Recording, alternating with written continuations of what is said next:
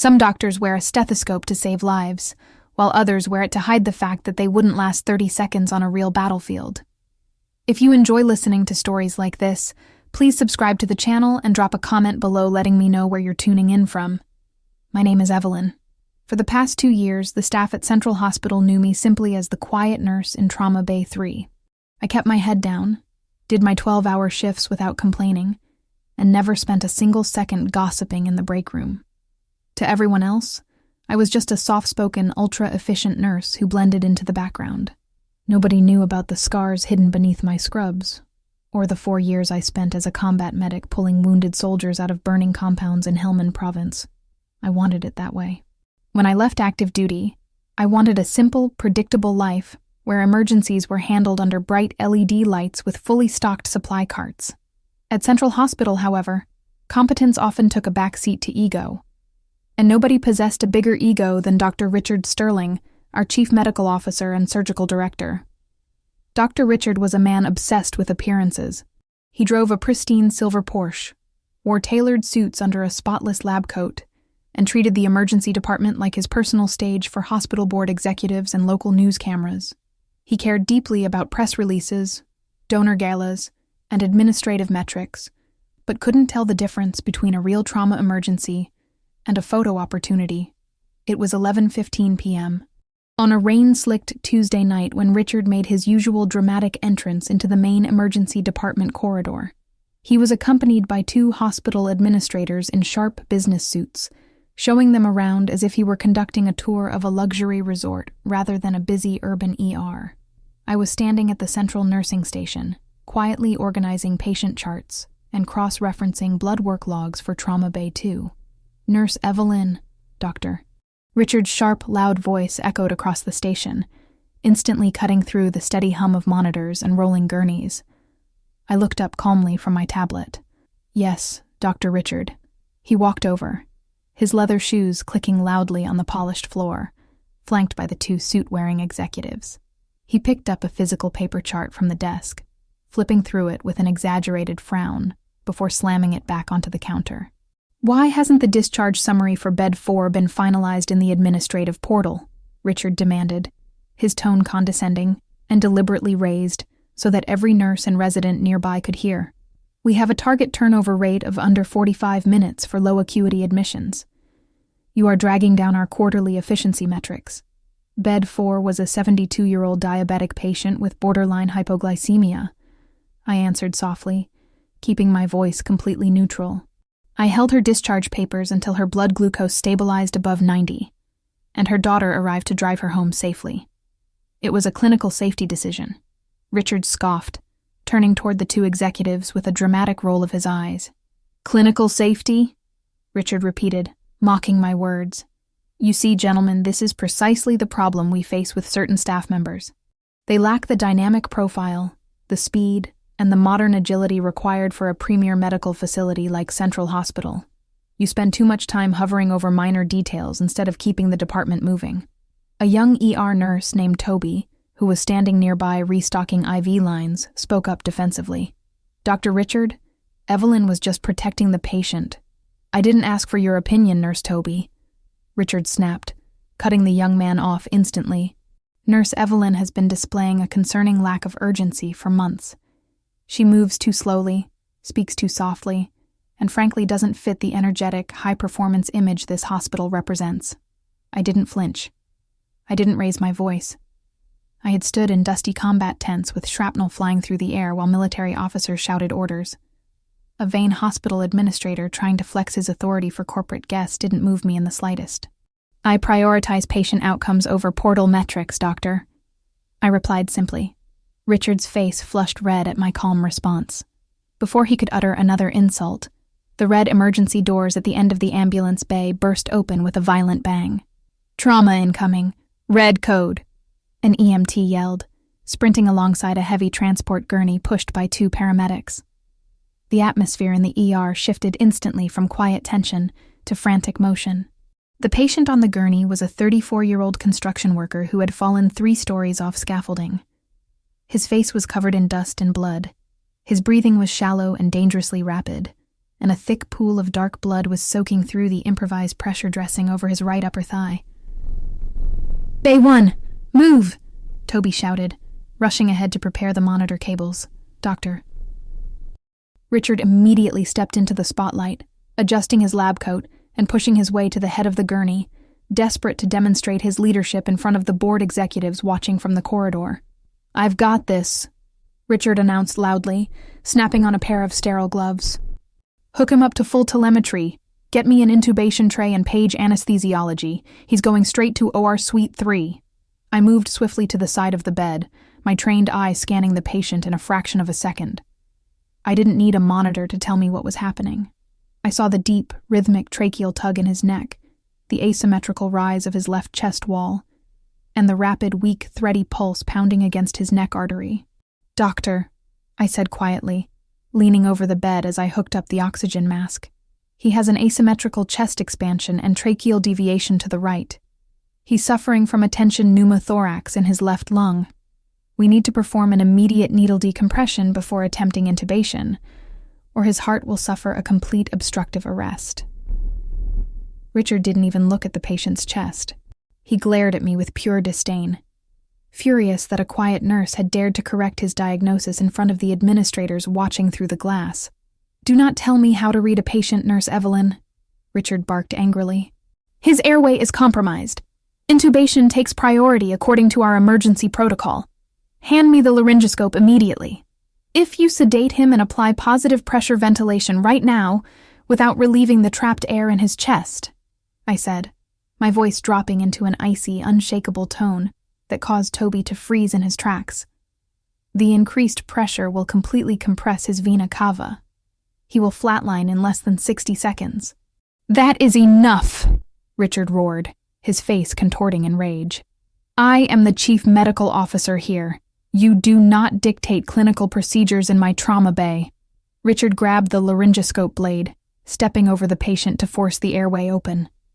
Before he could insert the tube, the patient's heart monitor began to scream in a continuous, high-pitched alarm.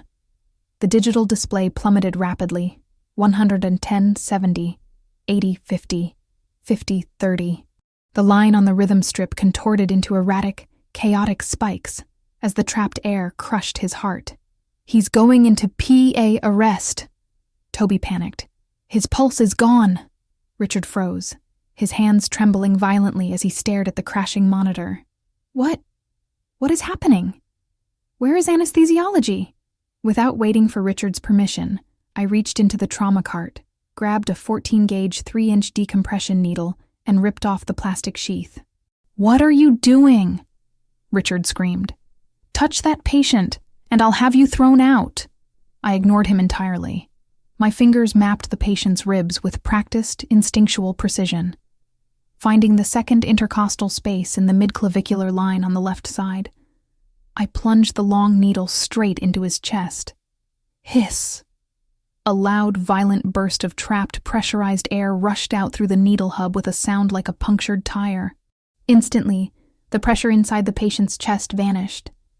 His lungs expanded, his trachea snapped back into alignment, and his heart found space to pump again. Beep, beep, beep.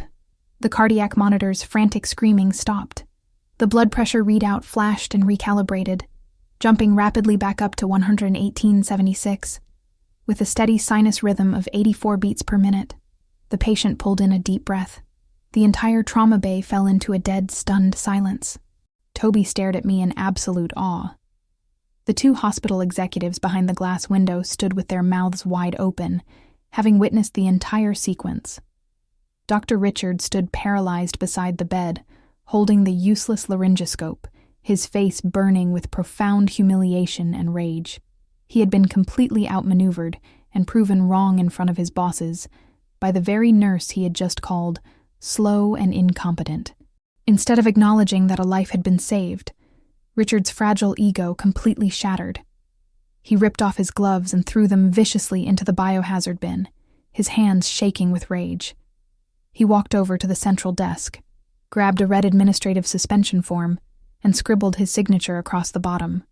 He marched back into the bay, slapping the paper hard against my chest. "You are suspended effective immediately, Nurse Evelyn," Richard hissed, his voice loud enough for the entire department to hear.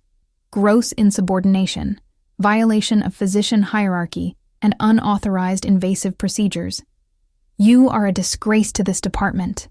I looked down at the paper, then up into his furious eyes, my face remaining an absolute mask of calm. "Pack your personal belongings and get out of my hospital right now," Richard spat, pointing toward the exit doors. "If I see your face in this building in 5 minutes, I will have security arrest you for trespassing." I didn't argue. I didn't plead. I simply folded the paper, placed it in my pocket, and turned around to leave. I walked into the staff locker room, my boots making soft, rhythmic sounds against the linoleum floor. The room was quiet, smelling faintly of bleach and cheap lavender air freshener. I unzipped my locker, pulled out my black canvas duffel bag, and began packing my personal belongings with calm, deliberate precision. My extra scrub tops, my water bottle, my clinical reference notebook, and my spare stethoscope. Everything was placed neatly inside. The heavy steel door swung open, and Toby rushed in, his face flushed red and his chest heaving as if he had just sprinted up 5 flights of stairs. "Evelyn! You can't just pack up and leave like this!" Toby gasped, leaning heavily against the metal doorframe to catch his breath. "What Dr. Richard did back there in the trauma bay was completely insane. You literally saved that construction worker's life. If you hadn't performed that needle decompression, that man would be dead on the gurney right now. Everyone in the department knows it." I pulled my dark navy windbreaker from the wall hook and folded it neatly over my arm, keeping my face completely unbothered. "It doesn't matter who knows it, Toby. Dr. Richard is the chief medical officer and surgical director of this facility. He made his administrative decision, and I'm following official hospital protocol by removing myself from the premises immediately." "Hospital protocol?" Toby threw his hands up in utter disbelief, his voice echoing off the rows of metal lockers. "He suspended you because his fragile, oversized ego couldn't handle being proven wrong in front of those suit-wearing hospital executives. He's going to write up a completely fake incident report to cover his own ass and ruin your nursing license. You have to fight this. Talk to HR, or go straight to the chief of nursing tomorrow morning." I zipped my duffel bag closed with a smooth pull and looked at Toby. His eyes were wide with genuine outrage and concern. The kind of pure, uncorrupted idealism I used to see in young field medics right before their first tour of duty in combat. "Toby, listen to me," I said softly, my voice low, flat, and steady. "When a surgeon cares more about his public reputation than the pulse on the monitor, fighting him in an administrative office changes nothing. Let it go. Go back out to the bay and make sure that patient's chest tube stays clear and unkinked." Before Toby could open his mouth to respond, a deep, shuddering vibration shook the reinforced concrete walls beneath our feet. Boom! A deafening metallic explosion echoed from the deep basement level, followed by a terrifying screech of grinding, contorting machinery. In the very next microsecond, every single light overhead cut out instantly. The fluorescent tubes flickered twice and died, plunging the windowless locker room and the entire 6-story hospital facility into pitch-black, suffocating darkness. The sudden silence that followed lasted for less than 3 seconds before the emergency backup sirens began to wail. Wah! Wah! Wah! The battery-powered wall emergency lights flickered on, casting a sickly, dim amber glow through the doorway. But instead of the smooth, automatic hum of the hospital's massive diesel backup generators kicking in to restore power, a second loud, violent mechanical crunch rattled through the ventilation shafts overhead. A thick, acrid smell of burnt copper wiring and heavy diesel fuel began wafting rapidly through the intake vents. What? What the hell was that? Toby panicked, his voice cracking as he reached out blindly in the dark, grabbing the edge of a locker to steady his trembling legs. "The emergency generators. They didn't start. The primary automatic transfer switch exploded," I said instantly, my senses sharpening with cold military clarity.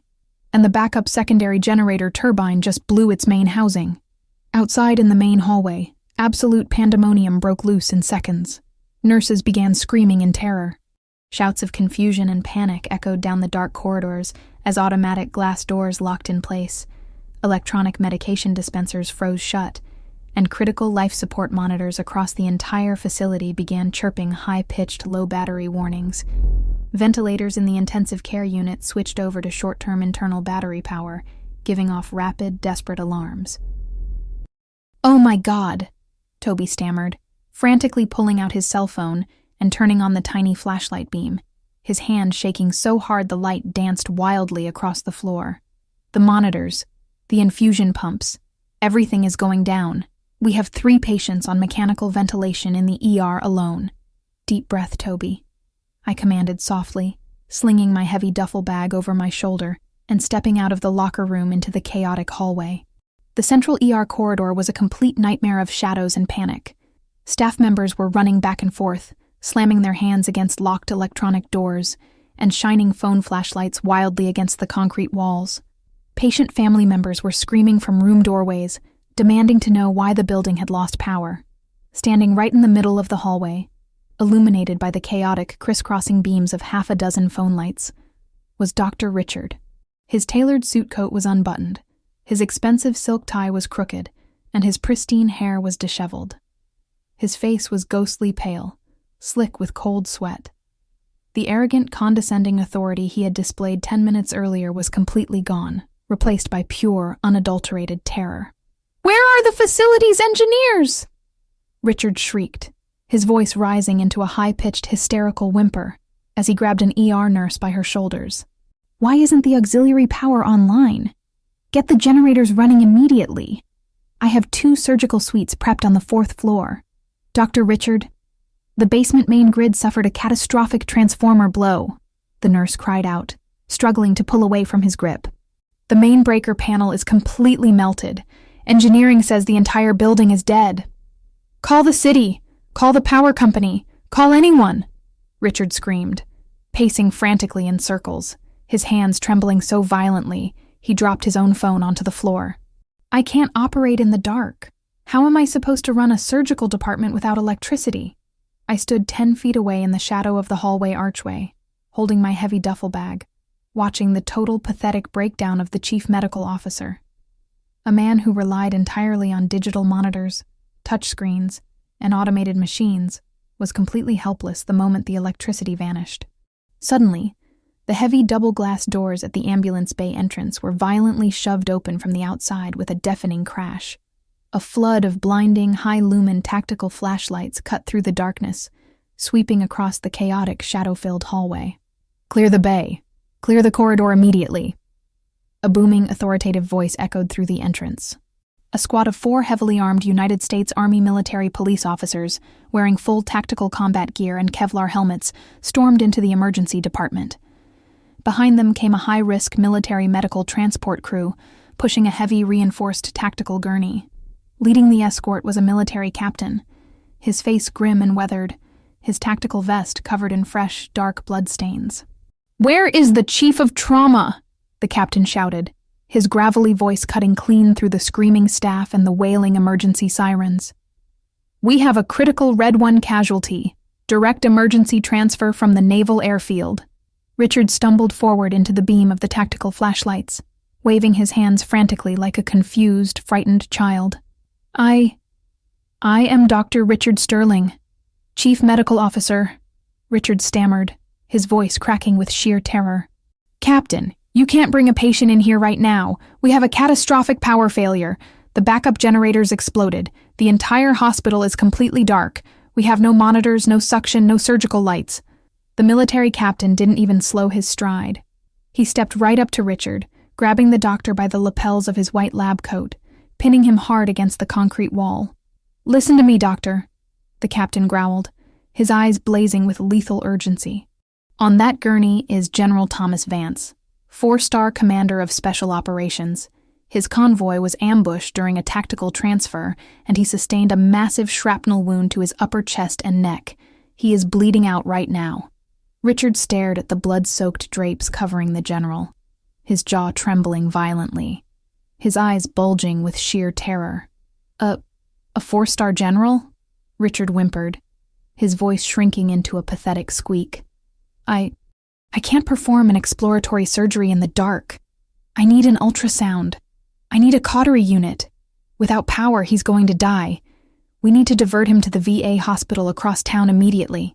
The VA hospital is 20 minutes away through storm traffic, the captain roared, tightening his grip on Richard's coat until the fabric ripped. He doesn't have 2 minutes. You are a trauma surgeon, so do your damn job and save his life. I can't! Richard shrieked, completely breaking down in front of his staff and the armed soldiers. I can't operate without light. It's impossible. I stood in the shadows, watching Richard whimper against the wall, while a 4-star general lay dying on a gurney 3 feet away. I reached into my uniform pocket, pulled out the red administrative suspension paper Richard had given me, and dropped it quietly onto the floor. Then, I slowly unzipped my canvas duffel bag, pulled out my clinical trauma shears and my personal tactical penlight, and stepped out of the dark. I stepped out from the shadow of the hallway archway into the harsh, flickering beams of the military tactical flashlights. My black canvas duffel bag hung heavy over my left shoulder, and my face remained an unreadable mask of cold, absolute professional focus. I need 3 high-lumen light sources aimed directly at his thoracic cavity, I said, my voice low, firm, and ringing with an unshakable command that made every soldier in the hallway instinctively snap their heads toward me. And I need every person who isn't holding a sterile tray or a suction tube to step back 3 paces immediately. Doctor, Richard stared at Ming, his eyes bulging in utter, frantic disbelief as he wiped cold sweat from his forehead with a trembling hand. Nurse Evelyn, what the hell are you still doing here? I signed your administrative suspension form 10 minutes ago.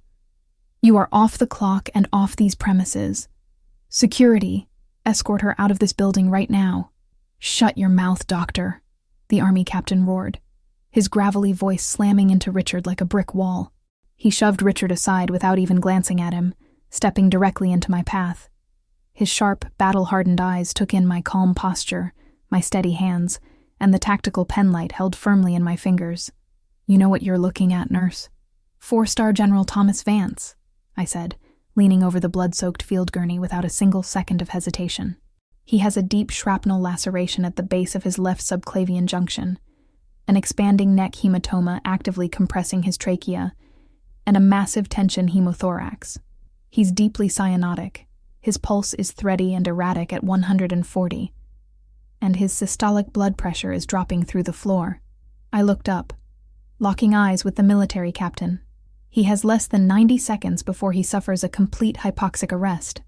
You can stand here arguing about hospital suspension protocols with a terrified administrator, or you can let me save your general's life. The captain didn't hesitate for a fraction of a second. He turned toward his 4 military police officers.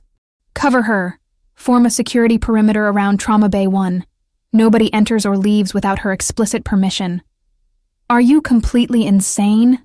Richard shrieked, his voice cracking into a high-pitched whimper as he backed away toward the concrete wall. She's a quiet, low-level floor nurse. She drives a sedan, files discharge charts late, and was suspended for gross insubordination. She isn't a surgeon. If you let a disgraced nurse touch a 4-star general with a blade in pitch darkness, it is outright murder.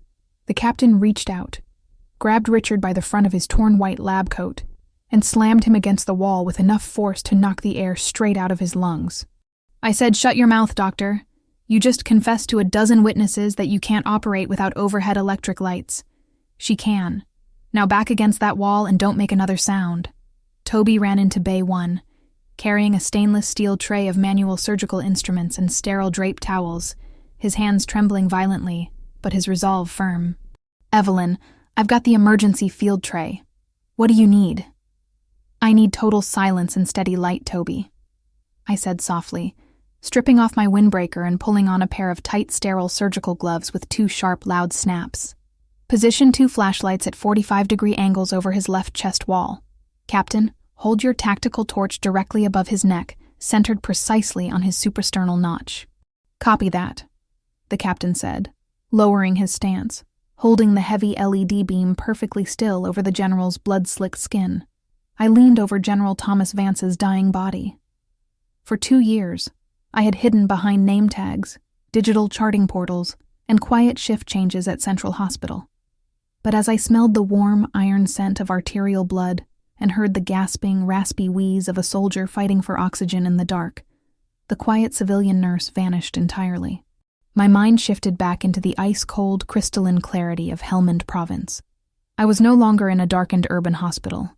I was back in a dirt-floor blackout bunker under mortar fire, operating by touch, instinct, and memory alone.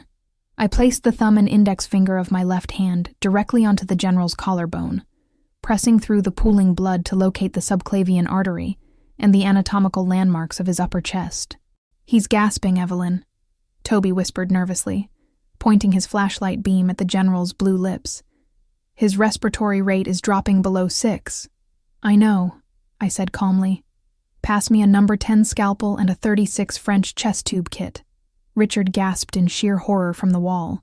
"She's going to perform an emergency thoracostomy in the dark, without an ultrasound or digital imaging. She's going to sever his carotid artery." I ignored Richard's pathetic whimpering completely. In trauma combat medicine, when you operate without digital monitors or overhead surgical arrays, your fingertips become your eyes. You feel the dense resistance of muscle tissue, the subtle pulsation of compromised vessels, and the tough, fibrous sheath of fascia. I positioned the scalpel blade between the 5th intercostal space along the mid-axillary line. "Hold his shoulders down, Captain," I commanded crisply. He might reflexively spasm when I make the pleura entry. "Got him," the captain growled, leaning his heavy combat weight onto the general's upper arms. I made a swift 2-centimeter transverse incision through the skin and subcutaneous tissue. I pushed my curved Kelly clamps through the intercostal muscle layer, spreading the tissue wide until I felt the dense resistance of the parietal pleura. With a firm, calculated push of my index finger, I breached the pleural membrane. Swoosh! A heavy pressurized jet of trapped dark venous blood and air sprayed out through the incision, coating my gloved hands and splashing onto the stainless steel edge of the gurney. "Massive hemothorax relieved," Toby gasped, his eyes wide as he held the manual suction bulb ready. "Insert the 36 French chest tube," I ordered, guiding the thick plastic drainage tube straight through the incision into the pleural cavity with my fingers, anchoring it securely before clamping the free end. "Toby, hook that line up to the manual water seal bottle immediately." As the dark trapped blood drained out into the collection chamber, the general's chest heaved violently beneath my hands. Thump, thump. Thump, thump. A deep, bounding, powerful pulse surged through his carotid artery, directly against my left fingertips. "His airway is opening," the captain breathed out, staring at the general's chest as it began to rise and fall in a strong, steady rhythm. "His color is coming back. He isn't out of the woods yet," I said softly, my fingers sliding up toward his neck where the arterial shrapnel wound was still oozing bright red blood. "The chest is clear, but the subclavian junction is torn. I need to place a manual vascular clamp directly onto the vessel wall before he bleeds out internally." Richard stumbled forward from the wall, his hands shaking frantically as he pointed at my blood-covered fingers. "You can't blind clamp a subclavian artery. That's clinically impossible. You'll tear the brachial plexus. You'll paralyze his entire arm." "I don't need a monitor to see where an artery is bleeding, Richard," I said, my voice dropping into a razor-sharp tone that chilled the room. "I've clamped 30 of these in blackout conditions while rockets were hitting my triage tent. Keep your mouth closed while I work." I inserted 2 fingers deep into the base of the general's neck wound, feeling through the torn muscle fibers until my fingertip brushed against the pulsing, torn edge of the subclavian artery. I guided the curved vascular clamp along my finger, millimeter by millimeter, feeling the precise anatomical resistance of the vessel. Click. I closed the teeth of the clamp around the bleeding arterial tear. Instantly, the torrential flow of bright red blood stopped completely. The pooling in his neck subsided. The general pulled in a massive, shuddering gasp of air, his eyes fluttering open under the harsh beam of the captain's tactical flashlight. "Holy shit," one of the military police officers muttered under his breath, staring at the general in absolute stunned awe. She stopped the arterial bleed in pitch darkness. The military captain stared at the secure clamp in his general's neck, then looked up at my face, his eyes sharp and trained by years of special operations warfare, fixed on my calm features, my dark hair, and the unwavering posture I held over the bed. Slowly, the captain's jaw set. a look of sudden, profound recognition dawning across his weathered face. He took a step closer, raising his tactical flashlight slightly to illuminate my face more clearly. "That entry technique," the captain whispered, his voice trembling slightly with unshakable respect. "The blind intercostal puncture, the finger-guided subclavicular clamp. I've only seen one trauma surgeon in the entire Joint Special Operations Command execute that maneuver under blackout conditions." Richard frowned in confusion from the wall, clutching his torn lab coat. "What are you talking about, Captain? She's a low-level floor nurse." The captain ignored Richard completely, coming to a formal, rigid military stance right beside the gurney. He looked me dead in the eye, his gaze filled with awe. "You're Captain Evelyn Cross," the captain said loudly, his voice echoing through the dark, quiet trauma bay. "Call sign Valkyrie, Chief Trauma Surgeon for the 75th Ranger Regiment during Operation Freedom's Sentinel." I held my gloved, blood-stained hand steady over the general's chest, my expression unyielding as the name echoed through the pitch-black room. The military captain stood at rigid attention beside the gurney, his arm held high in a crisp, unyielding salute. The sharp beam of his tactical flashlight illuminated the blood-slicked drapes. The name, Valkyrie, echoed off the cold walls of Trauma Bay 1, settling over the pitch-black room with a heavy weight. "Doctor." Richard stared in sheer bewilderment, his mouth hanging half open, his eyes darting between my blood-stained gloves and the uniform of the military officer. "Captain Valkyrie?" Richard stammered, his voice cracking into a high-pitched whine. "You're out of your mind. She's Evelyn Cross. She's a floor nurse on my staff. I hired her 2 years ago to file charts and change IV bags. She's not a military captain. She's a suspended employee who just committed a massive felony by cutting into a high-ranking officer in the dark."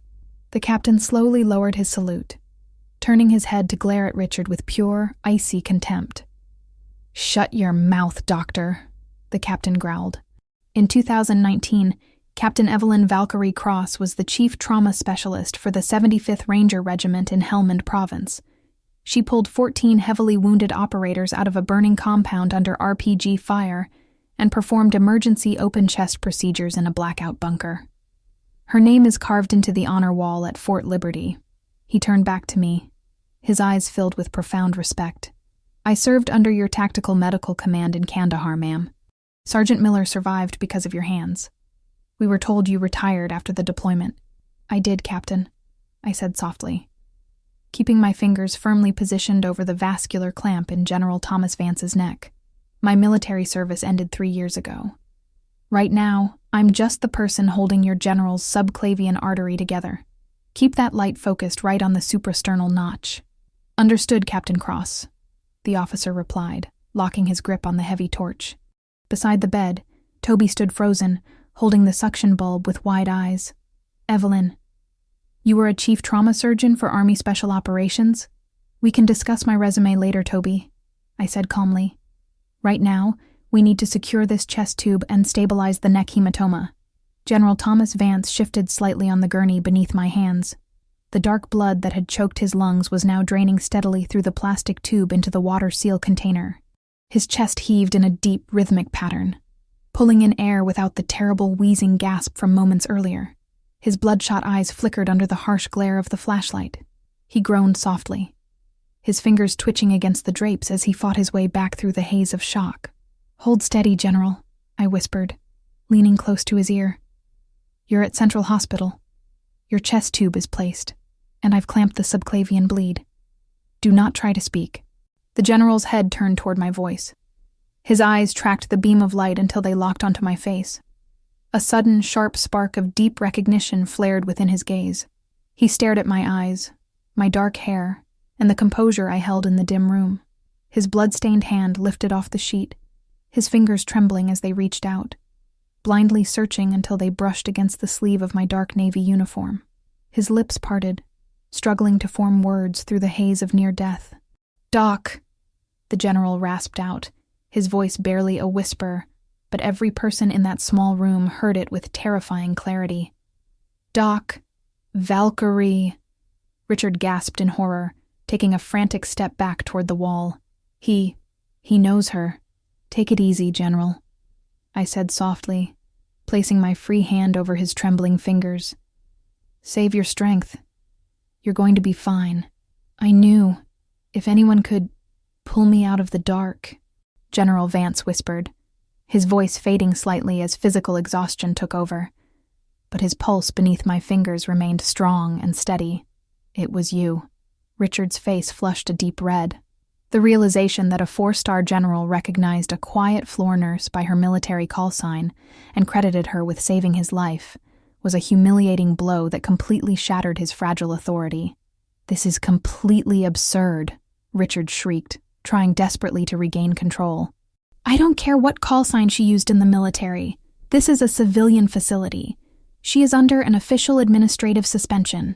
She acted without clinical privileges and without an attending physician's supervision. I am the chief medical officer here, and I forbid any further invasive procedures." I didn't even look at Richard. I adjusted my grip on the vascular clamp, ensuring the arterial lock was completely leak-free. "Toby, pass me 230 silk sutures and the needle driver," I ordered calmly. "I'm going to anchor the chest tube flange directly to the skin." "Right away, Captain," Toby stammered, quickly handing me the sterile needle driver. "Don't touch those sutures," Richard yelled, stepping forward aggressively, reaching his hand out as if to snatch the instruments. "Nurse Toby, if you hand her those tools, I will personally revoke your credentials and fire you on the spot." Before Richard's hand could reach Toby, the military captain moved with blinding speed. He pivoted, grabbed Richard by his wrist, and twisted it backward with a clean tactical torque that brought the surgical director straight to his knees on the cold floor. "Ah!" Richard screamed in agony, his knees slamming against the linoleum. "Let go of me. That's assault. You interfere with a military medical operation one more time, doctor," the captain growled, his face inches from Richard's ear. "And I will have my men place you in zip ties and haul you to a federal cell for military obstruction during a national security crisis. Do you understand me?" Richard whimpered, nodding frantically, his eyes filled with tears of pain as the captain released his wrist and shoved him into the corner. I kept my hands completely steady, guiding the needle through the general's skin with fluid precision. I tied 2 tight square knots around the base of the chest tube, securing it flush against his ribcage. "Chest tube is anchored," I reported softly. "Vascular clamp on the subclavian junction is holding 0 leak. Blood pressure is stabilizing by palpation at 100/64. Pulse rate is 82, strong and rhythmic." The 4 military police officers lowered their weapons slightly, exchanging looks of awe. "Unbelievable," one soldier muttered. "She did a full field stabilization and vascular control in the dark without a single monitor." "She's Valkyrie," the captain said, looking down at me with unshakable pride. "That's what she does." Suddenly, the concrete floor beneath our feet shuddered once more. A low mechanical rumble echoed through the building as auxiliary power cables dragged by emergency fire crews outside finally made contact with the hospital subpanel. Overhead, the dim emergency lights flickered wildly before snapping back on, casting a bright yellow light across Trauma Bay 1. The room was instantly revealed in full detail. General Vance lying stable on the gurney, dark blood draining neatly into the collection bottle. 2 armed soldiers forming a perimeter, Toby holding the light, Richard cowering on his knees in the corner with a ruined lab coat, and me, standing over the bed, my hands covered in blood, holding a needle driver with cold composure. Outside in the corridor, heavy footsteps echoed as 2 hospital board members, the chief executive officer, and a crew of fire department rescue chiefs rushed toward Bay 1. The hospital CEO, Mr. Henderson, shoved his way through the doorway, his eyes wide in absolute shock. "What in God's name is happening in here?" Henderson gasped, looking at the blood on the floor, the armed military escort, and Dr. Richard kneeling against the wall. "Dr. Richard! Why are military police in the trauma bay? What happened to the general?" Richard scrambled to his feet, wiping his sweaty face, his eyes lighting up with a desperate, treacherous spark as he saw the CEO and board members. "Mr. Henderson!" Richard yelled, his voice filled with forced urgency as he pointed directly at my face. "Thank God you're here. We have a massive clinical crisis. This suspended nurse, Evelyn Cross, physically breached a military trauma case during the blackout. she took a scalpel and performed an unauthorized, illegal procedure on General Vance in total darkness. Henderson turned pale, staring at me in horror. What? She endangered the life of a 4-star general, Richard lied furiously, stepping toward the CEO. I attempted to restrain her, but she defied my orders. She engaged in gross malpractice. I demand that she be arrested immediately. The military captain stepped directly between Richard and the CEO, his tall frame blocking Richard completely. If anyone is getting arrested today, Mr. Henderson, the captain said, his voice ringing across the hallway, it's your surgical director. Henderson blinked in confusion. Excuse me? The captain reached into his tactical vest, pulled out a small military body camera mounted to his chest strap, and unclipped it. He turned the device around, displaying the bright digital screen directly to Mr. Henderson and the board members. This camera recorded every single second of what happened in this room during the blackout, the captain announced coldly. He pressed play. On the screen, clear night vision audio and video began to play. Doctor, Richard screaming in a blind panic, confessing he couldn't operate without lights, refusing to treat the general and whimpering against the wall, followed by me stepping out of the dark, diagnosing the tension hemothorax, and executing a flawless, life-saving procedure while Richard shrieked in the corner. Mr. Henderson stared at the screen, his mouth opening and closing in horror as he realized the truth. The military captain turned to me, coming to a crisp, formal attention once more. Captain Cross, the officer said, his voice echoing loudly for every administrator in the corridor to hear. General Vance is stable thanks to your intervention, but the Joint Special Operations Command needs to know, who is going to oversee his primary vascular repair in OR Suite 1? The hum of the auxiliary generator echoed through Central Hospital, as emergency lights cast a glare over Trauma Bay 1. The silence after the captain's question was absolute. Mr. Henderson, the chief executive officer, stood frozen beside 2 board members, looking from the body camera video to my blood-stained gloves, and finally to Dr. Richard, who was trembling and sweating profusely. I will oversee the primary vascular repair in OR Suite 1 myself, Captain, I said, my voice calm, level, and completely devoid of hesitation. The subclavian clamp is secure, but we need to move General Vance onto a sterile field immediately to perform the definitive suture repair before any secondary tissue damage occurs. You? Richard shrieked, stepping forward with his hands shaking in a frantic attempt to salvage his authority. Mr. Henderson, you cannot allow this. She is an entry-level floor nurse under active administrative suspension. Allowing her into an operating theater is a direct violation of medical board regulations and hospital bylaws. The military captain didn't even look at Richard. He stepped directly into Richard's path, shielding me from the doctor. Hospital bylaws do not apply to a classified military medical operation during a national emergency, Doctor, the captain said coldly. Captain Cross has full medical authority granted by Joint Special Operations Command. Mr. Henderson swallowed hard, looking at the 2 board members beside him. He realized in an instant that defending Richard meant plunging Central Hospital into a catastrophic federal scandal. Dr. Richard, Henderson said, his voice dropping into a stern tone. Step away from the gurney. Your administrative authority in this facility is suspended effective immediately pending a full board review of the incident recorded on that body camera. Richard's eyes widened in utter shock. Mr. Henderson? You're siding with a nurse over your surgical director? I am siding with the truth, Richard, Henderson snapped, waving his hand toward 2 hospital security officers standing near the corridor. Escort Dr. Richard to his office. He is not to touch any patient records, enter any operating rooms, or speak to the press. This is insane. You're making a massive mistake. Richard screamed as the 2 security guards grabbed his arms, pulling him backward out of Trauma Bay 1. His desperate shouts echoed down the hallway until the doors swung shut, cutting off his voice. I turned toward Toby, who was standing beside the instrument cart with wide, admiring eyes. Toby, Prep or Suite 1? I need a primary vascular tray, a sternal saw on standby, 60 proline sutures, and 2 units of O-negative blood on the rapid infuser. On it right away, Captain Cross, Toby said eagerly, grabbing the gurney handles to guide the transport crew. Within 10 minutes, General Vance was wheeled into Operating Room 1. The overhead surgical lamps flickered as the auxiliary power stabilized, casting a bright light across the table. The anesthesiology team and 2 senior surgical nurses moved with silent efficiency around the room. I stood at the scrub sink, washing my hands and forearms with harsh iodine soap. As the warm water rinsed away the dried blood from the blackout procedure, I looked at my reflection in the glass window. The quiet nurse named Evelyn Cross was gone, replaced once again by Valkyrie, the combat surgeon who had operated under fire in Helmand Province. I stepped into the operating theater, snapped on my sterile surgical gloves, and took my position at the table. For the next 90 minutes, the operating room was a sanctuary of absolute precision.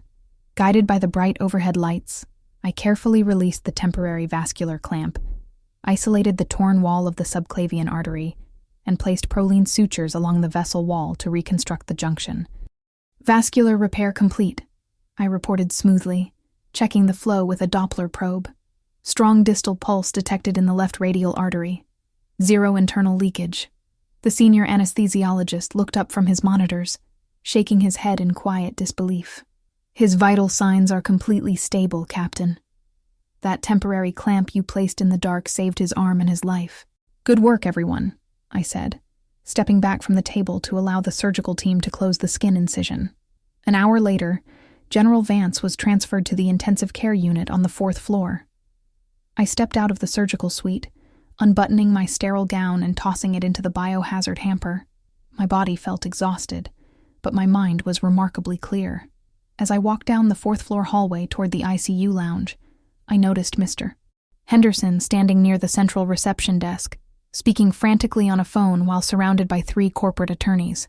When Henderson saw me walking down the corridor, he cut his call short and hurried over, his face anxious. "Captain Cross," Henderson said, his voice dripping with forced politeness and nervous humility. "I just spoke with the chairman of the board of directors. I want to personally congratulate you on a remarkable surgical outcome with General Vance." "Thank you, Mr. Henderson," I replied coolly, keeping my hands tucked into my scrub pockets. "Look, Captain Cross," Henderson stammered, stepping closer and lowering his voice. "We find ourselves in a sensitive administrative situation. Dr. Richard's actions during the blackout were indefensible. The board has already voted to terminate his contract immediately." "That sounds like the appropriate clinical decision," I noted flatly. "Yes, absolutely," Henderson nodded. "However, the hospital is facing a delicate public relations situation. Local news crews are accumulating in the main lobby downstairs right now. They know there was a power outage, and they know a 4-star general was admitted under emergency conditions." I narrowed my eyes slightly. "What are you getting at, Mr. Henderson?"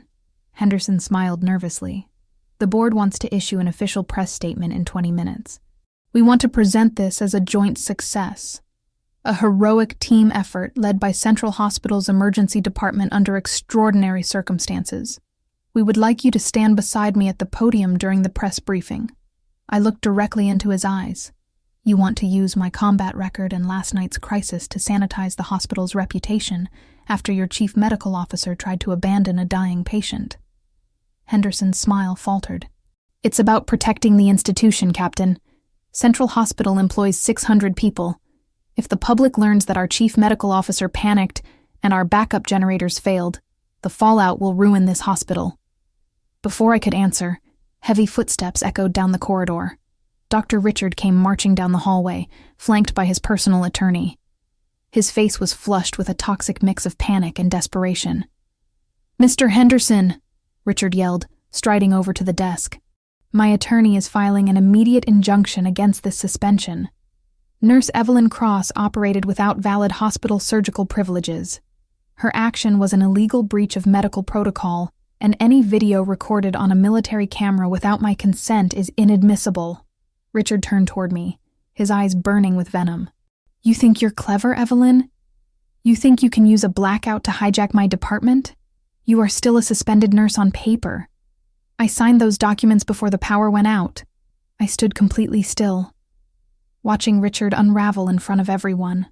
"I don't care about your administrative paper, Richard," I said softly, my voice completely steady. "And I don't care about your title. You will care when the state medical board revokes your nursing license for performing surgery without civilian hospital credentials," Richard shrieked, pointing his finger at my face. Suddenly, the heavy double doors of the ICU wing swung open. The military captain walked into the hallway, accompanied by 2 armed military police officers and Mr. Miller, the chief administrative officer for the Department of Veterans Affairs. "Nobody is revoking anything, Doctor. Mr. Miller announced loudly, pulling a heavy leather folder from his briefcase. Richard froze, turning toward the VA official. "Who the hell are you?" "I am the regional director for the Department of Veterans Affairs," Mr. Miller said, opening the folder and stepping between Richard and me. "And by direct executive order of the Secretary of Defense, Central Hospital's Trauma Department has been placed under temporary federal oversight due to the national security implications of last night's incident." Henderson gasped, taking a step back. "Federal oversight? Furthermore," Mr. Miller continued, pulling out a gold-embossed document, "all administrative suspensions and disciplinary filings issued by Dr. Richard Sterling over the last 24 hours have been officially nullified under federal statutes." Richard's face drained of all color. His hands began to shake violently as he looked at the official federal seal on the paper. "You can't do that," Richard stammered, his voice squeaking in horror. "This is a private civilian facility.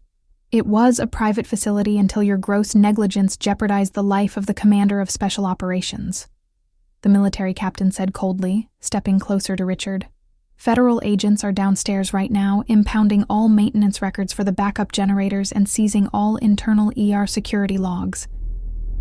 Mr. Miller turned toward me, his expression shifting into one of deep respect.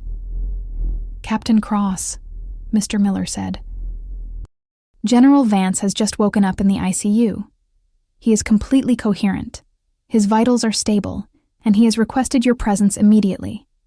He refuses to sign any transfer documents or speak with the hospital board until you brief him on his condition."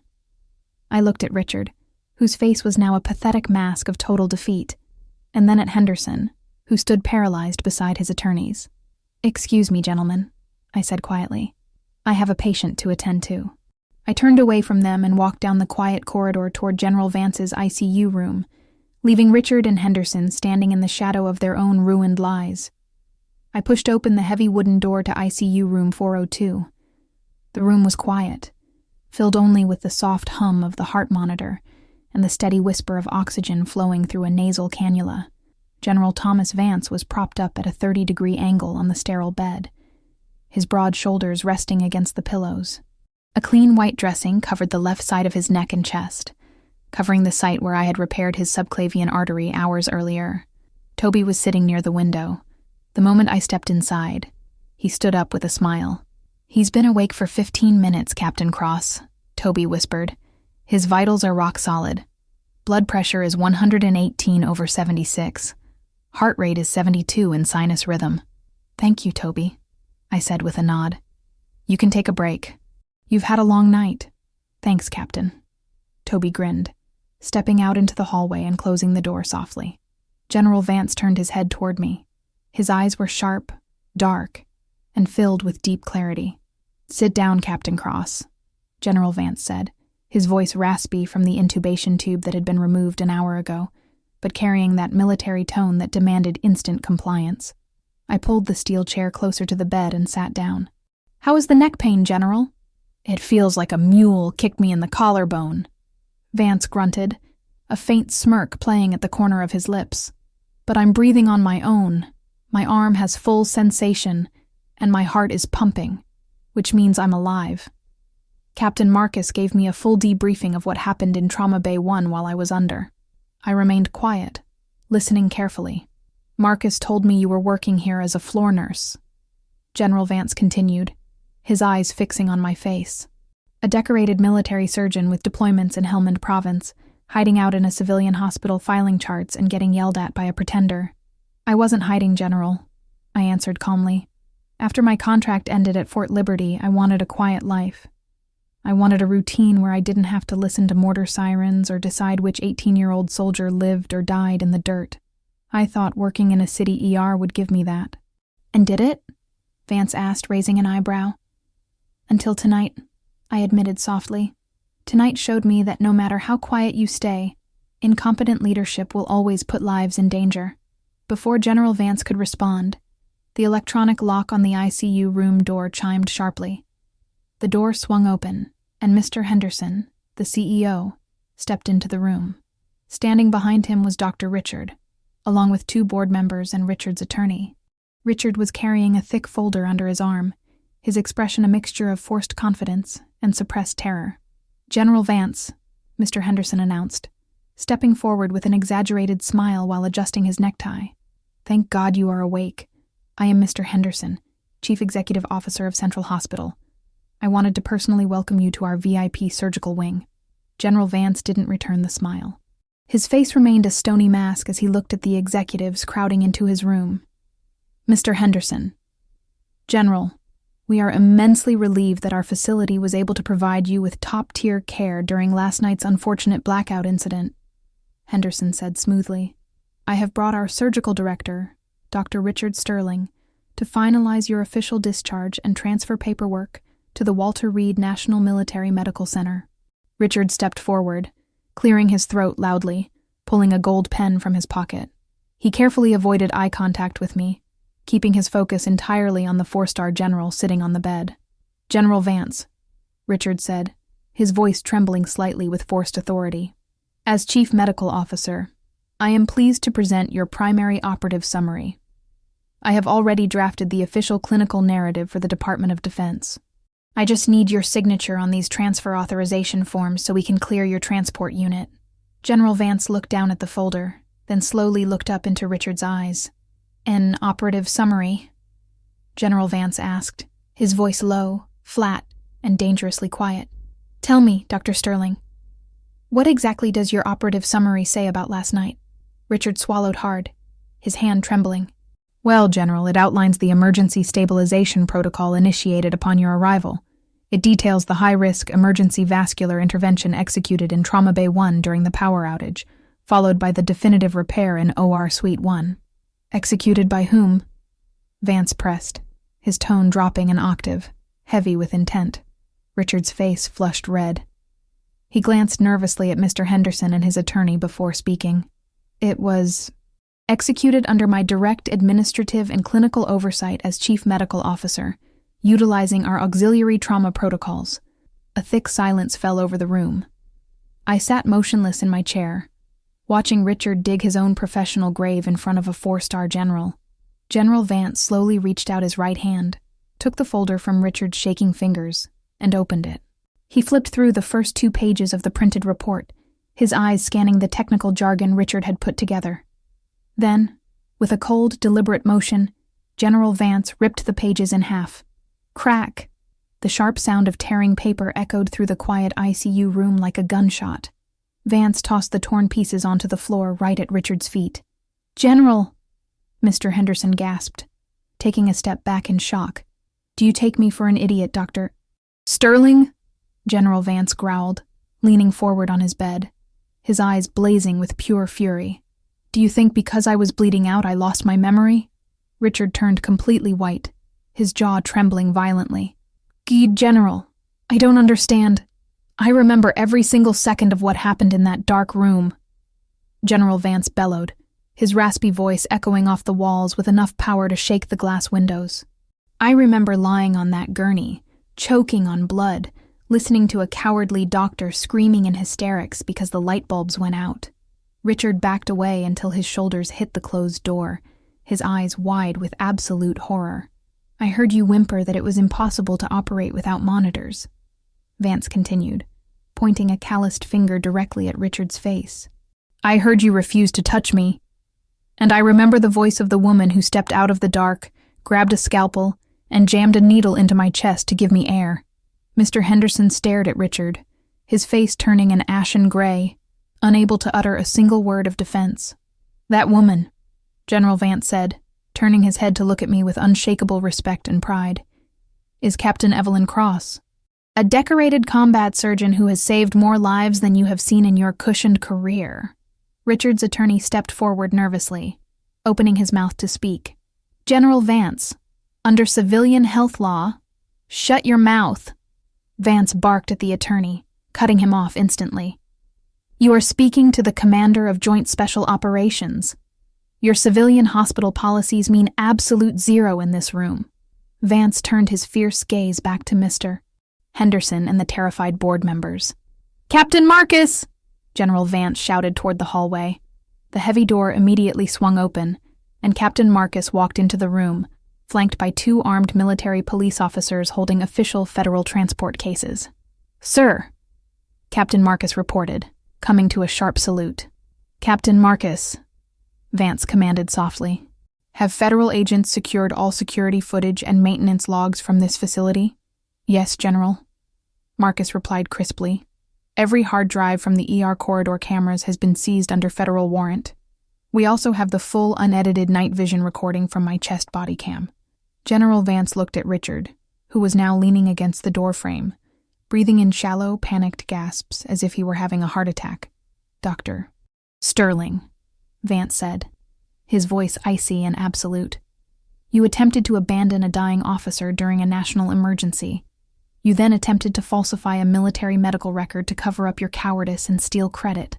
I was just trying to maintain institutional protocol, Richard whimpered, tears of sheer panic welling up in his eyes. You're done, Doctor, Vance declared coldly. Captain Marcus, escort these executives out of my room. If Dr. Sterling touches another patient chart, arrest him for federal fraud. Sir, yes, sir, Captain Marcus growled, stepping toward Richard and grabbing him firmly by the shoulder, shoving him toward the open hallway along with Henderson and his attorneys. Wait! Mr. Henderson! Help me! Richard shrieked as he was dragged out into the corridor, his voice fading away into the distance as the heavy ICU doors slammed shut behind them. The room fell quiet once again. General Vance took a breath, resting his head back against the pillows. He turned toward me, a faint smile touching his lips.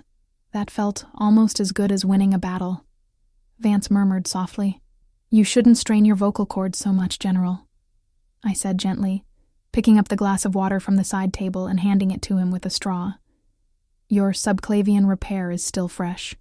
Vance took a small sip of water, nodding in appreciation.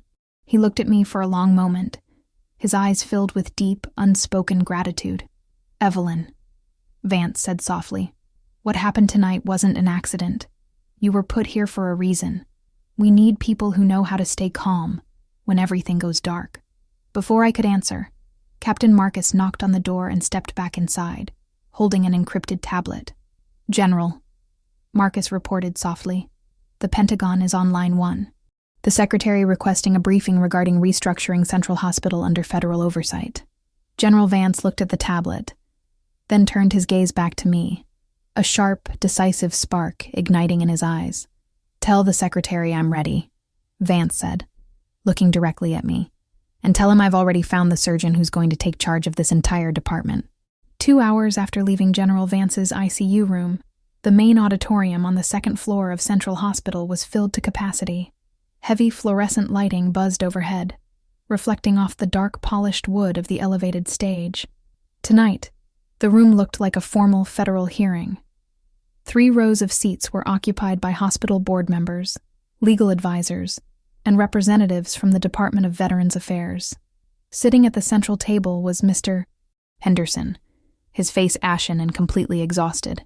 I sat near the side entrance beside Toby and Captain Marcus. I was back in my dark navy uniform, my hands scrubbed clean, my canvas duffel bag resting on the floor beside my feet. The side doors opened, and Dr. Richard walked in with his attorney, Mr. Bradley. Richard was no longer wearing his lab coat. He wore a rumpled navy blazer, his hair disheveled, his eyes bloodshot. He still tried to maintain an arrogant posture, but the sweat on his forehead betrayed his panic. This assembly is unauthorized under hospital bylaws, Mr. Bradley shouted, slamming his leather briefcase onto the table as he stepped toward the podium. My client, Dr. Richard Sterling, is the chief medical officer of this facility. You cannot hold an emergency hearing without 48 hours of written notice. Mr. Henderson looked up, his voice completely drained. Sit down, Mr. Bradley. This isn't an internal hospital board meeting anymore. It is an official inquiry convened under federal military emergency oversight. I don't care who convened it, Richard yelled, his voice cracking with desperation, as he glared directly across the room at me. Nurse Evelyn Cross is a suspended employee. She engaged in insubordination and performed unauthorized procedures on a high-ranking military officer. Whatever happened during that blackout was a direct result of her dangerous rogue actions. Is that your official statement for the record, Dr. Sterling? Captain Marcus asked calmly, stepping forward from the side wall. Yes, it is, Richard spat, puffing out his chest and turning toward the board members. When the main power grid failed, I was attempting to organize an orderly evacuation of critical trauma cases. Nurse Cross ignored my commands, seized surgical tools, and used the cover of darkness to perform an untested procedure on General Vance. She put his life in danger to satisfy her ego. Mr. Bradley nodded eagerly beside him. Precisely. And any claim that Dr. Sterling failed to act is unsubstantiated. It is a disgraced nurse's word against a chief medical officer. Captain Marcus looked at Richard for 3 quiet seconds, his face an unreadable, stony mask.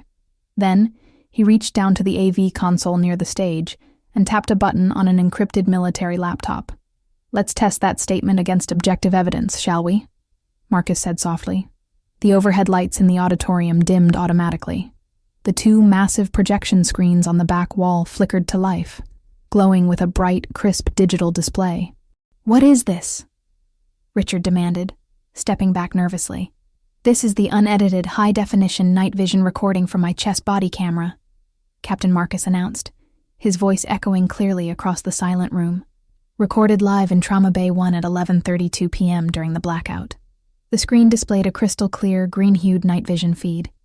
The audio came through the speakers with clarity. Emergency sirens echoed through the room, followed by the heavy breathing of the transport team.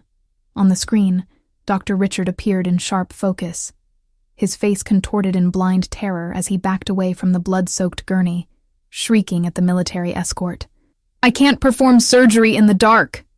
Richard's voice boomed through the auditorium speakers, loud, high-pitched, and hysterical. I need an ultrasound. I need a cautery unit. Without power, he's going to die. We need to divert him to the VA hospital immediately. A gasp rippled through the auditorium. Board members winced in utter disgust. The video continued to play.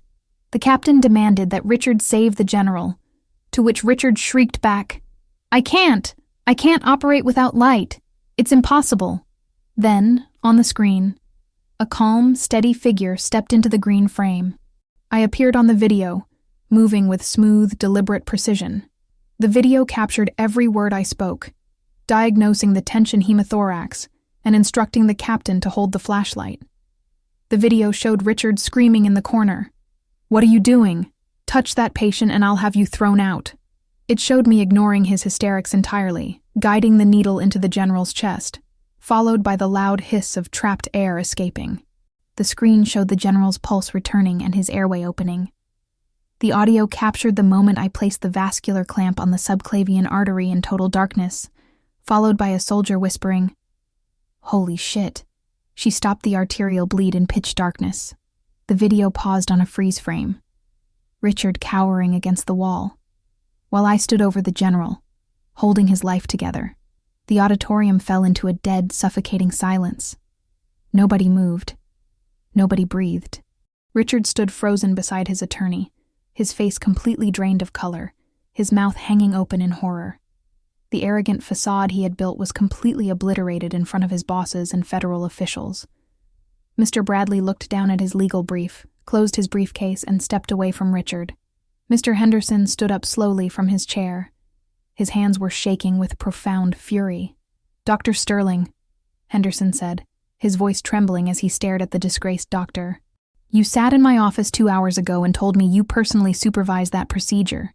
You swore to this board that Nurse Cross engaged in gross malpractice while you attempted to maintain order. Mr. Henderson. Please, Richard whimpered, his voice shrinking into a pathetic, broken squeak. The stress of the blackout. I was trying to protect the facility's liability. You lied to this board. Henderson cut him off, his voice rising into a thunderous roar. You abandoned a dying patient in the dark because you were too cowardly to act. And then you attempted to destroy the reputation of the combat surgeon who saved his life. I am the surgical director, Richard shrieked, tears of utter humiliation spilling down his cheeks. You can't do this to me. Mr. Miller, the VA regional director, stepped up to the podium, pulling a set of official federal documents from his folder. Dr. Richard Sterling, Mr. Miller announced, his voice cold and official. By order of the Department of Veterans Affairs, your medical license in this state is under immediate emergency suspension. You are officially terminated from Central Hospital for gross clinical negligence, falsification of medical records, and reckless endangerment. 2 uniformed United States Marshals stepped through the back doors of the auditorium, walking down the center aisle with heavy, deliberate steps. Furthermore, Mr. Miller continued, you are being taken into federal custody under Title 18 for making false official statements during a military security incident and obstructing emergency medical care. The marshals reached the stage, grabbing Richard by his arms and forcing his hands behind his back. Click, clack. The heavy steel handcuffs locked around Richard's wrists with a sharp metallic snap. No! Get your hands off me! Richard screamed, thrashing wildly as the marshals pulled him toward the aisle. I am a chief medical officer! You can't put handcuffs on me! Mr. Henderson, help me! Henderson didn't even look at him, turning his back as the marshals dragged the sobbing former doctor up the aisle, his wails echoing until the doors slammed shut. The entire auditorium remained dead silent. Mr. Miller turned his gaze toward me, his expression softening into one of profound respect. He picked up a second gold-embossed document from the table and cleared his throat. And now, for the matter of military medical record clarification, Mr. Miller announced loudly. He looked across the room at the board members and senior medical staff. 5 years ago, during Operation Shadowgate in Kandahar, a report incorrectly cited Captain Evelyn Cross for command structure noncompliance following a tactical evacuation. Mr. Miller read aloud. That file has been officially reviewed and cleared by the Joint Chiefs of Staff as of 1 hour ago. Mr. Miller looked directly into my eyes, his voice steady and strong. The Department of Defense has officially expunged all negative marks from your service record, Captain Cross. Your record reflects 2 distinguished service crosses, a Silver Star, and a flawless record of valor. The entire auditorium stood up as one. A thunderous applause burst through the room, echoing off the walls. Toby stood beside me, clapping frantically with tears of pride in his eyes. Captain Marcus smiled broadly, coming to a sharp military salute. I stood up slowly, looking around the room at the people who, 24 hours ago, only saw me as a quiet floor nurse who filed charts late. Mr. Miller walked over to the side of the stage, stopping right in front of me with a serious, decisive expression. Captain Cross, Mr. Miller said, holding out an official leather folder bearing the seal of the Department of Veterans Affairs. General Vance and the Secretary of Defense have a formal proposal for you. Central Hospital's Emergency Division is being permanently converted into a joint civilian-military regional trauma center under federal jurisdiction. He opened the folder, revealing a signed appointment document. We want you to take command of this department as Chief of Emergency Trauma Services, Mr. Miller said, with complete authority to restructure the staff, rewrite emergency protocols, and hire whoever you need. I looked at the gold seal on the paper, then at Toby, whose eyes were wide with hope. I looked back at Mr. Miller, my face settling into an unshakable, confident posture. I have 3 conditions before I sign that paper, Mr. Miller, I said softly. Mr. Miller looked at me with open curiosity, holding the gold-embossed folder motionless in his hands. The entire administrative auditorium remained dead silent, every single eye fixed on me as I stood calmly beside Toby and Captain Marcus. The heavy silence hung over the room like a physical weight, awaiting my answer. State your conditions, Captain Cross, Mr. Miller said, his tone firm, respectful, and completely ready to listen to whatever I required. First, I said, stepping closer to the edge of the stage, my voice carrying clearly through every corner of the room. Nurse Toby is immediately promoted to charge nurse of the new Joint Emergency Division with a full salary upgrade. He stayed beside me in the pitch dark, held the light steady, and prioritized patient care over self-preservation when everyone else panicked. Toby gasped softly beside me, his mouth opening in complete shock as tears of genuine gratitude welled up in his eyes. He looked at me with wide, disbelieving eyes, unable to utter a single word of surprise. "Granted, Mr. I." Miller nodded without a second of hesitation, making a swift, official note on his digital tablet. "What is your second condition, Captain?" "Second," I continued, looking directly at Mr. Henderson and the remaining civilian board members sitting at the conference table. "Every administrative metric prioritizing rapid patient turnover over clinical safety is abolished immediately. No nurse, resident, or physician in this building will ever be reprimanded or threatened for putting a patient's vital stability before a digital quota." Mr. Henderson swallowed hard, his face flushed with embarrassment, but he nodded vigorously in front of the crowd. "Agreed, Captain. Effective immediately, all administrative turnover quotas are officially canceled across all departments." "And third," I said, looking Mr.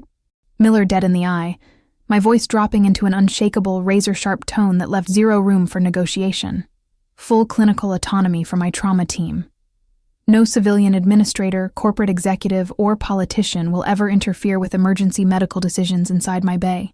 Consider it signed directly into federal law," Mr. Miller declared smoothly.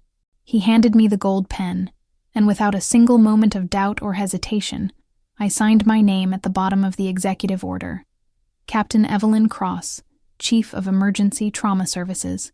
The auditorium broke out into another massive wave of warm, genuine applause as Mr. Miller shook my hand firmly.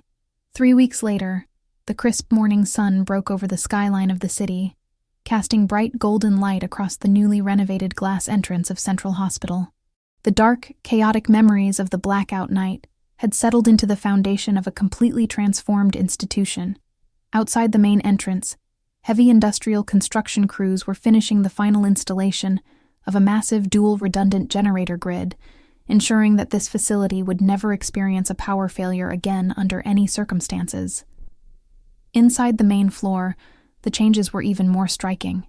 The cold, sterile corporate atmosphere had been completely replaced by sharp, military-grade efficiency. The emergency department was now officially designated as the Joint Civilian Military Regional Trauma Center. I walked down the wide, brightly lit main corridor of the ER wing, wearing my crisp, dark navy surgical scrubs with my official Chief ID badge pinned proudly to my chest. Beside me walked Toby, looking confident, upright, and wearing his new charge nurse badge with quiet pride. He was holding a digital tablet, reviewing the morning shift assignments with practiced ease and calm authority. "All trauma bays are fully prepped and stocked, Chief Cross," Toby reported smoothly, his voice grounded, mature, and professional. "We have 4 military medical specialists assigned to Bay 1 and Bay 2 for the morning shift. The new blackout simulation protocols were executed by the resident team at 600 hours with a 100% compliance rate." "Excellent work, Toby," I said, a faint smile touching my lips. "How is the nursing staff handling the new triage structure?" "They love it," Toby grinned, looking back over his shoulder at the bustling station. "No one is rushing patient discharges to meet artificial portal timers anymore. The focus is entirely on clinical safety and patient outcomes. It feels like a real emergency department now." We stopped outside ICU room 402. I opened the heavy door and stepped inside. General Thomas Vance was sitting in an armchair by the window, wearing a crisp military dress uniform with 4 stars gleaming brightly on his collar. He was reading a morning newspaper while sipping black coffee. The heavy surgical dressing on his neck had been replaced by a small, clean scar along his collarbone. He looked up as I entered, a warm, genuine smile breaking across his weathered face. "Chief Cross," General Vance said, placing his coffee cup onto the side table and standing up smoothly to offer a firm handshake. "I was waiting to see you before my military transport team arrives. You look remarkably well for a man who had his subclavian artery clamped in pitch darkness 3 weeks ago, General," I noted with a light smirk. "That's because the surgeon who repaired it knew what she was doing," Vance replied, his dark eyes filled with unshakable respect. "I just received word from the Department of Justice this morning regarding Dr. Richard Sterling." I crossed my arms over my chest, listening quietly. "Richard rejected his plea deal," Vance said flatly, his tone cold and unyielding. "The federal court denied his bail. He is facing trial on 2 counts of federal medical record fraud. gross clinical negligence during a military operation, and making false official statements to federal agents. His medical license has been permanently revoked by the state board, and his personal assets have been frozen due to ongoing civil lawsuits from the hospital board. A man who lived by his image lost everything because of his vanity, I said softly, looking out the window at the morning sky. He earned every single day he's going to spend in a federal penitentiary, General Vance said firmly. He reached into his jacket pocket and pulled out a small, heavy velvet box, handing it across the table to me. I wanted to give you this before I leave for the Pentagon. I opened the velvet box. Inside rested a polished silver challenge coin, bearing the 4 stars of a general officer and the official seal of the Joint Chiefs of Staff. You already gave me my life back, Evelyn, Vance said quietly, his voice dropping into a sincere, personal tone. That coin means that whenever you or your trauma department need anything from the military, equipment, airlift transport, or direct federal backing, you call me directly. Thank you, General, I said, closing the box and holding it tightly in my hand. It was an honor. General Vance gave me a sharp, respectful salute, which I returned with absolute pride, before he turned and walked out of the room toward his military escort waiting on the roof helipad. I walked back down to the central nursing station of Trauma Bay 1. The morning light poured through the large glass windows, illuminating the bustling corridor. Nurses and military medics worked side by side, checking equipment, talking with patients, and preparing for the day ahead with smooth, synchronized teamwork. Captain Marcus was standing near the triage desk, talking with Toby about the updated field transport protocols. He looked up as I walked over, giving me a warm, respectful nod. Everything looks tight and ready for action, Captain Cross, Marcus said. That's how we keep it, Commander, I replied calmly, setting my clipboard on the desk. Suddenly, the red emergency radio on the central station desk buzzed to life, its sharp tone cutting clean through the steady hum of the room. Central Trauma, this is Paramedic Unit 4. We have a multi-vehicle collision on Interstate 95 incoming. 2 critical red code traumas with severe crush injuries and internal hemorrhaging. ETA 4 minutes. Toby looked at me instantly, his face composed, sharp, and completely ready for the incoming shock. Bay 1 and Bay 2 prepped, Toby called out loudly, his voice echoing authoritatively across the entire ER station. Trauma Team Alpha, fall in. Prepare rapid infusers and field trays. The staff moved with fluid, practiced precision. There was no panic, no screaming, and no arrogance. Just a dedicated team moving as one to save human lives. I unhitched my stethoscope from my belt, looped it around my neck, and stepped up to the central line in Trauma Bay 1. I looked down at the silver challenge coin in my pocket, then at the bright lights overhead.